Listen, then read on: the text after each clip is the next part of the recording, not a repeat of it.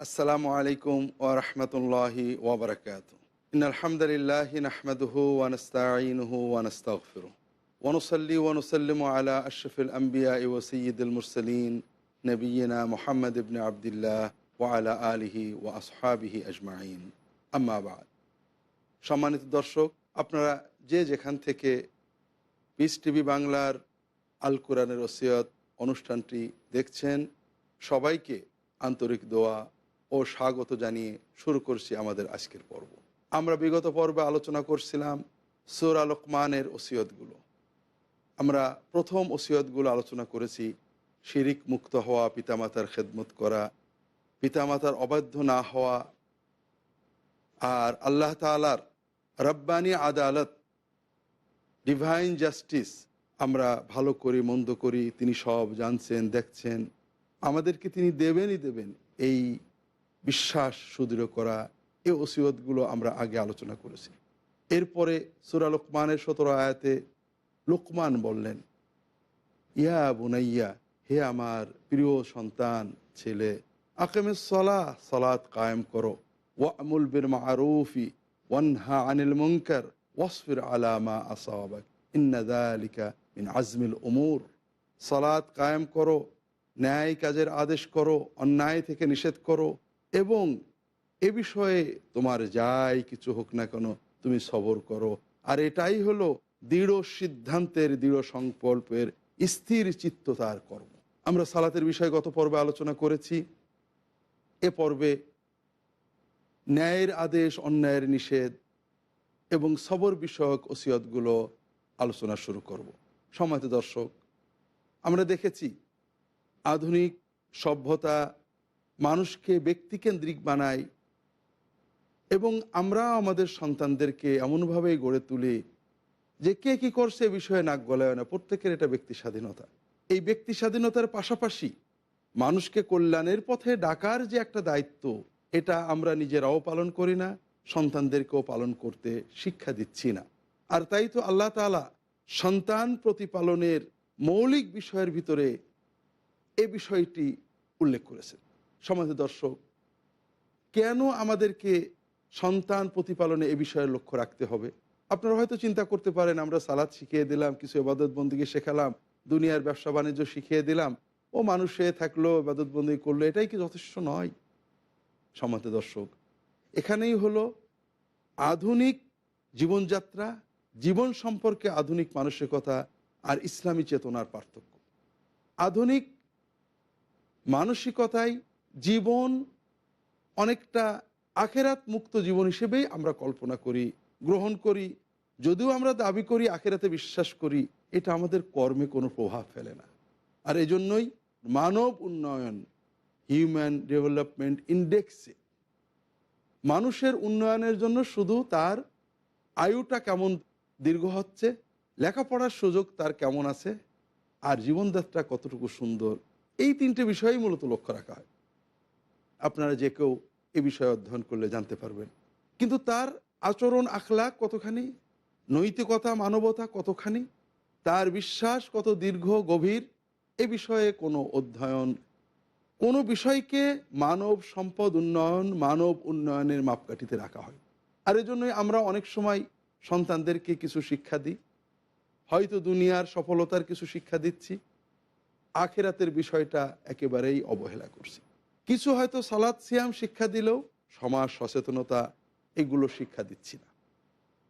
এর বিপরীতে সন্তান প্রতিপালনের ক্ষেত্রে ইসলামের চিন্তা, চেতনা এবং বিশ্বাস সম্পূর্ণ ভিন্ন।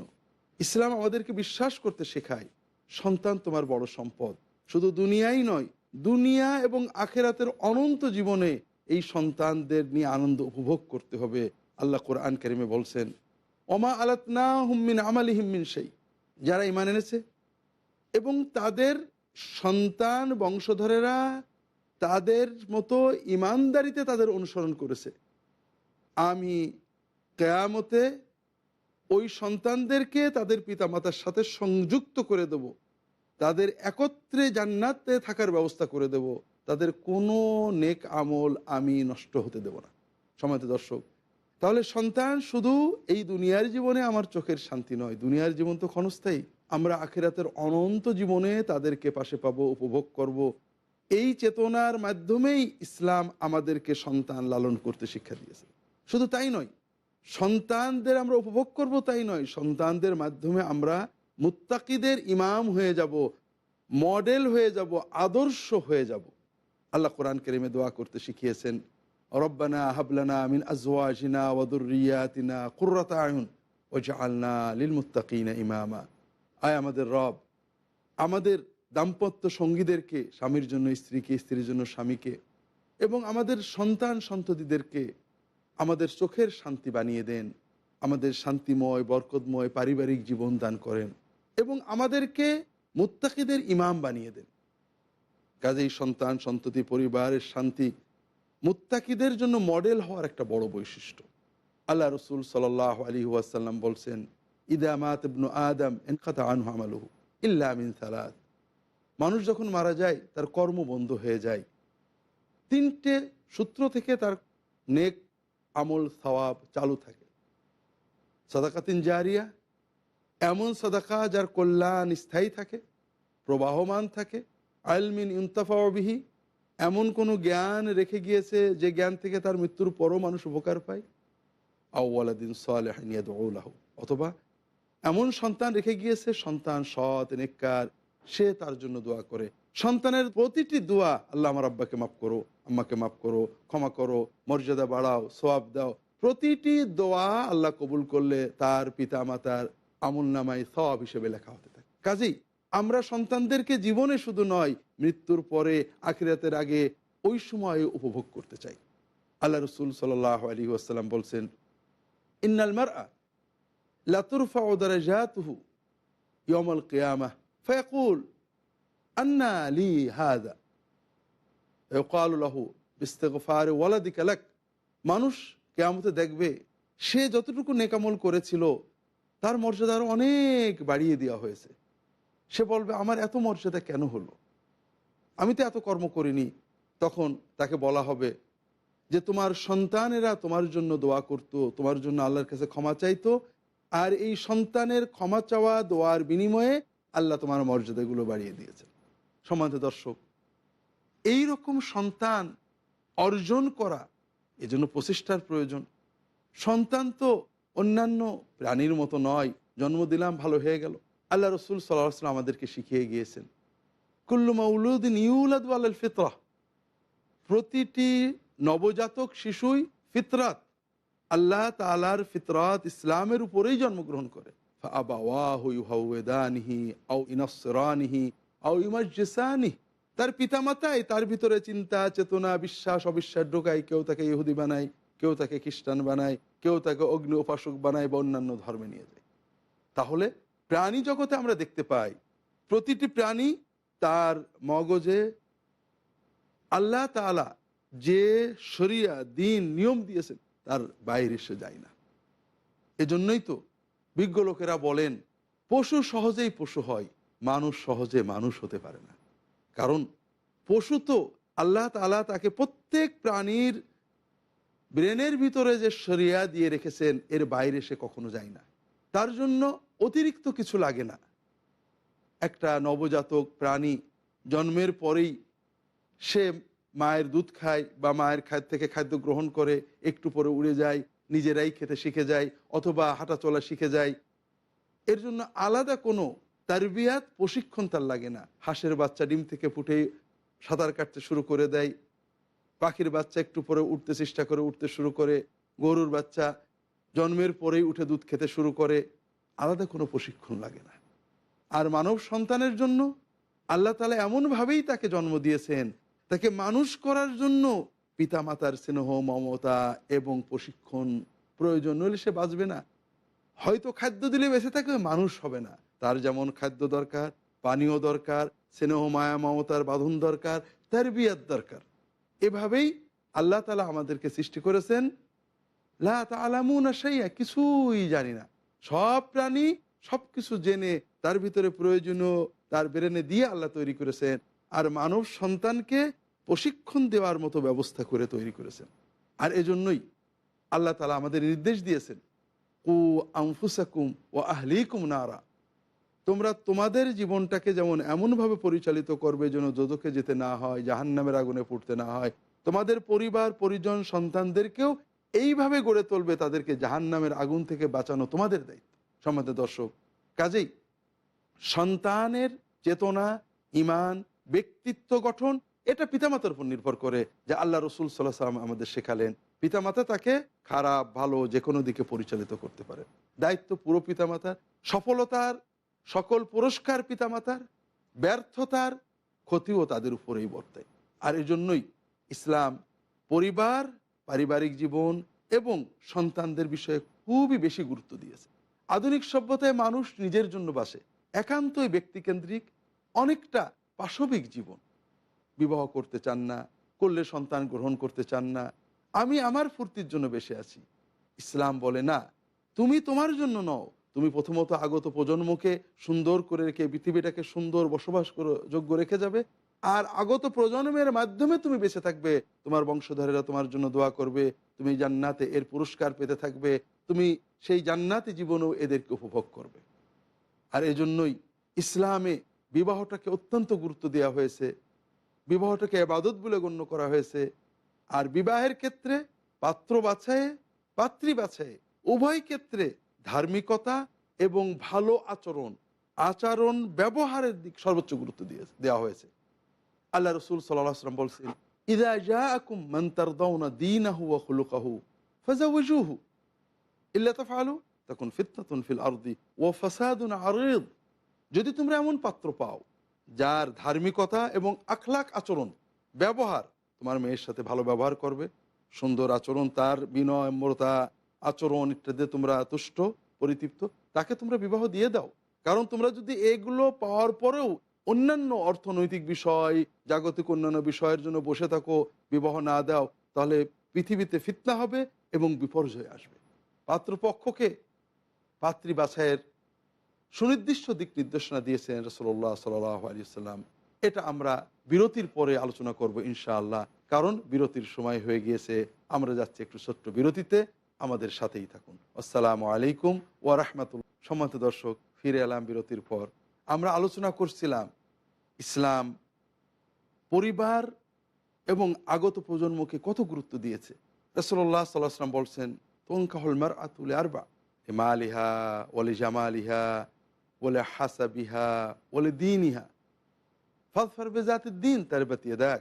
যখন কোনো নারীকে কেউ বিবাহ করতে চায়, বিবাহের সময় অনেক বিষয় খোঁজ নেয়, তার সম্পদ, তার সৌন্দর্য, তার বংশ পরিচয়, তার আত্মীয়তার পরিচয় এবং তার ধার্মিকতা, আচরণ, আখলাক।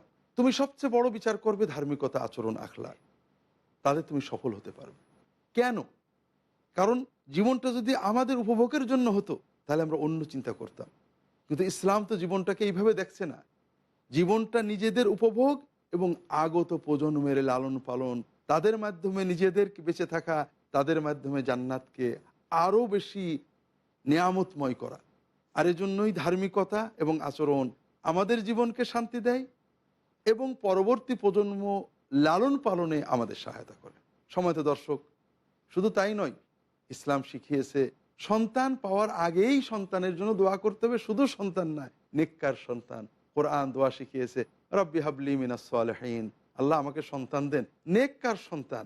শুধু সন্তান চাইলে হবে না, আল্লাহ আমার ছেলে দেন, আল্লাহ আমার মেয়ে দেন, না, আল্লাহ তাআলাকে চাইতে হবে নেককার সন্তান দেন আল্লাহ। এরকম অনেক দোয়া কোরআন কারিমে আসছে। শুধু তাই নয়, যারা পিতামাতা হতে যাচ্ছেন তারা দোয়া করেন আল্লাহ তাআলার কাছে যেন শয়তান তার সন্তানকে স্পর্শ না করে। আল্লাহ রাসূল সাল্লাল্লাহু আলাইহি ওয়াসাল্লাম দোয়া শিখিয়েছেন, যদি কেউ বিসমিল্লাহ বলে এবং আল্লাহুম্মা জান্নিবনাশ শাইতান ওয়া জান্নিবিশ শাইতানা মা রাযাকতানা, আল্লাহ শয়তানকে আমাদের থেকে দূরে রাখেন এবং আমাদের যে সন্তান দিবেন সেই সন্তানকেও শয়তান থেকে মুক্ত রাখেন, তাহলে ওই সন্তানকে শয়তান স্পর্শ করতে পারে না, ক্ষতি করতে পারে না। সম্মানিত দর্শক, আল্লাহ রাসূল সাল্লাল্লাহু আলাইহি ওয়াসাল্লাম তাহনিকের ব্যবস্থা করেছেন। আমাদের দেশে আমরা মুখে ভাত দিই, এগুলো ইসলামী অনুষ্ঠান না। জন্মের পরেই কোনো নেককার আলেম দিনদার মানুষের কাছে যে হয়তো একটু ফুটা সামান্য মিষ্টি মধু খেজুরে একটু গালে দিয়ে তার গালেটা একটু ঠেকিয়ে দেওয়া, এটা কেন? সেজন্য নেককার হয়, সৎ হয়, আকিকার ব্যবস্থা করেছেন, ভালো নাম রাখতে নির্দেশ দিয়েছেন। এসব কিছুর উদ্দেশ্য যেন সে দুনিয়াতে এবং আখিরাতে সৎ এবং সফলতা অর্জন করতে পারে। সম্মানিত দর্শক, পাশাপাশি দুনিয়ার সফলতার বিষয় ইসলাম মোটেও অবহেলা করেনি। দুনিয়াতে তোমার সন্তান শক্তিশালী হোক, সচ্ছল হোক, শিক্ষা দীক্ষা শিখুক, এটা ইসলাম নির্দেশ দিয়েছে, কিন্তু এটাকে একমাত্র উদ্দেশ্য, লক্ষ্য, উন্নয়নের মাপকাঠি হিসেবে গণ্য করেনি। আল্লাহ রসুল সাল্লাল্লাহু আলাইহি ওয়াসাল্লাম বলছেন, আল মুমিনুল কাউইয়্যু খায়রুন ওয়া আহাব্বু ইলাল্লাহি মিনাল মুমিনিদ যায়িফ। শক্তিশালী মুমিন আল্লাহ তাআলার কাছে দুর্বল মুমিনের চেয়ে অধিক প্রিয়, অধিক ভালো, উত্তম। অফিকুল্লিন খায়, সব মুমিনই ভালো। আপনার সন্তানকে শক্তিশালী করতে হবে। অর্থনৈতিক শক্তি, সামাজিক শক্তি, শরীরের শক্তি, ইসলাম এগুলো সব নির্দেশ দিয়েছে। রাসূলুল্লাহ সাল্লাল্লাহু আলাইহি ওয়াসাল্লাম নির্দেশ দিয়েছেন। আল্লাহ রসুল সাল্লাল্লাহু আলাইহি ওয়াসাল্লাম বলছেন, ইন্নাকা আনতাদারা ওয়ারাসাতাকা আগনিয়া খায়রুল লাকা মিন আনতাদারাহুম আলাতান ইয়াতাকাফফুনা আন-নাস ওয়া ইন্নাকা লা তুনফিকু নাফাকাতান তাবতাগি বিহা ওয়াজহাল্লাহ ইল্লা কানা লাহু বিহি আজরুন হাত্তা লুকমাতাল্লাতী তারফাউহা ফি জাওজাতিক। আল্লাহ রসুল সাল্লাল্লাহু আলাইহি ওয়াসাল্লাম সাহাবী সম্পদ সদকা করতে চাচ্ছেন। তিনি বললেন যে তুমি তোমার সন্তানদেরকে, উত্তরাধিকারীদেরকে সচ্ছল রেখে যাবে, স্বনির্ভর আত্মনির্ভর রেখে যাবে, এটাই তোমার দায়িত্ব। তাদেরকে পরনির্ভর, পরের কাছে হাত পাততে হয় এইরকম রাখার চেয়ে তাদেরকে সচ্ছল রেখে যাওয়া তোমার জন্য উত্তম। আর তুমি এই চিন্তা করো না যে তুমি শুধু সাদাকাত করলেই সওয়াব পাবে। আল্লাহ রাসূল তাকে বোঝালেন, তুমি যখন আল্লাহকে খুশি করার জন্য যে ব্যয় করো না কেন, পরিবারের সদস্যদের পিছনে যে ব্যয় করো, তোমার স্ত্রীর, তোমার সন্তানের, পরিবারের সদস্যদের জন্য যে ব্যয় করো, এটার জন্য আল্লাহ তাআলা তোমাকে আখিরাতে সওয়াব দান করবেন। রাসূলুল্লাহ সাল্লাল্লাহু আলাইহি ওয়াসাল্লাম শারীরিক শক্তি অর্জনের জন্য যুবকদেরকে, কিশোরদেরকে উৎসাহ দিতেন। ইরমু ওয়ারকাবু, তোমরা নিক্ষেপের ব্যায়াম করো, আরোহণের ব্যায়াম করো। রাসূলুল্লাহ সাল্লাল্লাহু আলাইহি ওয়াসাল্লাম অন্য হাদিসে বলছেন, এল আবু বানি আরফেদা, তোমরা খেলো। লিয়ালাম আল ইয়াহুদ আন্না ফি দীনিনা ফুসহা ইন্নী কাদাইতু হানিফিয়াতিন সামহা। যুবকেরা খেলাধুলো করো। বনি আরফেদা, রাসূলুল্লাহ সাল্লাল্লাহু আলাইহি ওয়াসাল্লাম মসজিদে কিছু আফ্রিকান যুবক খেলা করছিল।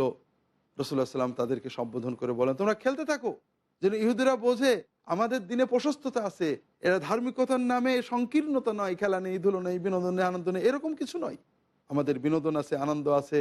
আমি তো হানিফিয়ে সামহা, প্রশস্ত হানিফ ধর্ম নিয়ে এসেছি। আল্লাহ রসুল সাল্লাল্লাহু আলাইহি ওয়াসাল্লামের সাহাবায়ে কেরাম ওমর ইবনুল খাত্তাব রাদিয়াল্লাহু তাআলা আনহু শেখাতেন, আল্লিমু আওলাদাকুম আল কিতাবাতা ওয়াস সিবাহাতা ওয়াল ফুরুসিয়াতা ওয়ার রামি। তোমাদের সন্তানদের লেখাপড়া শেখাও, সাক্ষরতা শেখাও, তাদেরকে সাঁতার শেখাও, শরীরচর্চা শেখাও, তাদেরকে নিক্ষেপ শেখাও, ঘোড়ায় চড়া শেখাও। আমরা বর্তমানে এদিকে অবহেলা করি। লেখাপড়ার দিকে যতটুকু মনোযোগ দিয়েছি, শরীর চর্চার চেয়ে বসা বিনোদন, ইলেকট্রনিক বিনোদনের আমাদের সন্তানদের ঢেলে দিয়েছি।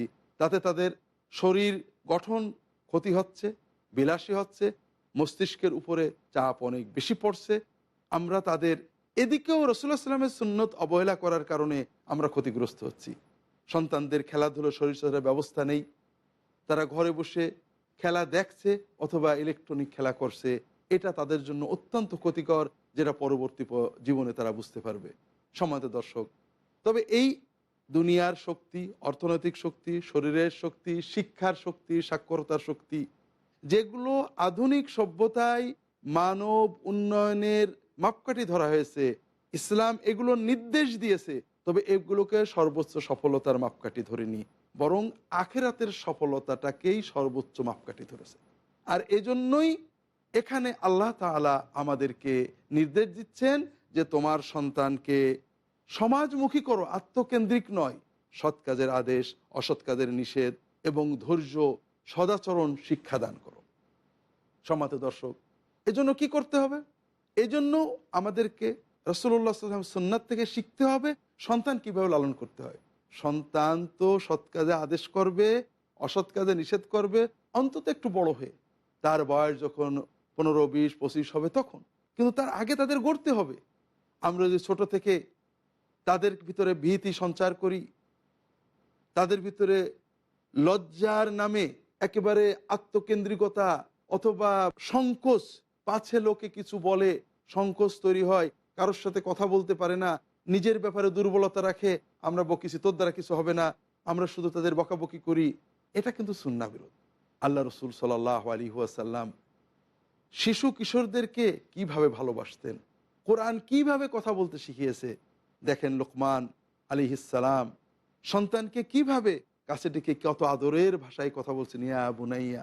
বুনাইয়া ছোট্ট বাচ্চা, আমরা যখন বলি বাবু, কোচি, এইভাবে আদরের ভাষায় কথা বলা। রাসূলুল্লাহ সাল্লাল্লাহু আলাইহি ওয়াসাল্লাম সন্তানদেরকে, শিশু কিশোরদেরকে সময় দিতেন বিভিন্নভাবে, তাদের সাথে খেলতেন, ছোট বাচ্চাদের পাইলেই কোলে নিতেন, তাদের আদর করতেন, মাথায় হাত বোলাতেন, তাদেরকে হাদিয়া দিতেন, কাঁধে করে নিয়ে বেড়াতেন। রাসূলুল্লাহ সাল্লাল্লাহু আলাইহি ওয়াসাল্লাম সন্তানদের রাগ করতে, কষ্ট দিতে, তাদের মানসিকতার দিকে লক্ষ্য রাখতে কত বেশি সচেতন ছিলেন এটা লক্ষ্য করুন। রাসূলুল্লাহ সাল্লাল্লাহু আলাইহি ওয়াসাল্লাম জামাতে সালাত পড়ছেন, সেজদা দিয়েছেন, এক সেজদা দিয়ে উঠে বসে আর এক সেজদায় গিয়েছেন। নাতি হাসান অথবা হুসাইন হেঁটে এসে কাজেই কাদের উপরে বসে পড়েছে, উনি সাজদায় আছেন, সেজদা দীর্ঘ হচ্ছে, সাহাবায়ে কেরামগণ দ্বিতীয় সেজদায় আসেন আসেন আসেন, রাসূলুল্লাহ সাল্লাম এরপরে উঠেছেন, সালাতের শেষ করে সালাম ফিরিয়ে তিনি বললেন, দেখো আমি যখন দ্বিতীয় সাজদায় যাই আমার নাতি আমার কাঁধের উপর বসছিল, তা আমি আর ওকে সরিয়ে উঠলাম না, ও একটু মন মতো জান ভরে যখন নেমে গেল এরপর উঠছি। আল্লাহু আকবার। আমাদের সমাজে কোনো ইমাম যদি এরকম করে, আমরা ইমামের চাকরিই নষ্ট করে দেবো। রাসূলুল্লাহ সাল্লাল্লাহু আলাইহি ওয়াসাল্লাম কত খেয়াল রাখতেন যেন এই শিশুদের মনে কোনো আঘাত না লাগে। শিশুদেরকে কোলে নিতেন, আদর করতেন, শিশুদেরকে নসিহত করতেন। সম্মানিত দর্শক, এ পর্বে আর আমরা আলোচনা দীর্ঘ করতে পারছি না, পরবর্তী পর্বে ইনশাআল্লাহ এ বিষয়ে আমরা আলোচনা করব। আল্লাহ তাআলা ততদিন আমাদের ভালো রাখুন, এ দোয়া করে শেষ করছি। সুবহানাকা আল্লাহুম্মা ওয়া বিহামদিকা আশহাদু আল্লা ইলাহা ইল্লা আনতা আস্তাগফিরুকা ওয়া আতুবু ইলাইক। আসসালামু আলাইকুম ওয়া রাহমাতুল্লাহ।